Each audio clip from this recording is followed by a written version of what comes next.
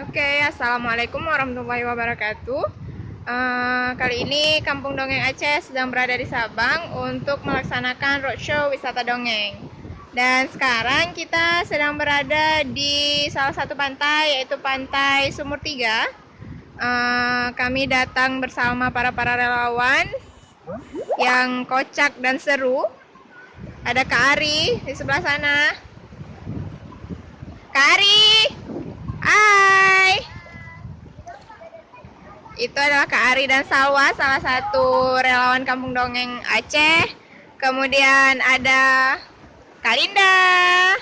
Hai Kak Linda. Seru nggak roadshow-nya? Sangat-sangat seru, jangan lupa datang kemari ya, kalau nggak datang rugi. Tuh, denger kan? Di sini tuh seru banget. Oke, kita ketemu sama salah satu yang super duper keren, Bunda Dayah kita. Halo Bunda Dayah. Assalamualaikum Waalaikumsalam. teman-teman, kita sedang berada di Sumur Tiga, Pantai Sumur Tiga Sabang, dalam rangka roadshow wisata dongeng Kampung Dongeng Aceh, Bus Sabang, dalam rangka 2 tahun Kampung Dongeng Aceh. Terima kasih. Oke, terima kasih Bunda Dayahku tersayang. Oke teman-teman, ini dia Kampung Dongeng Aceh.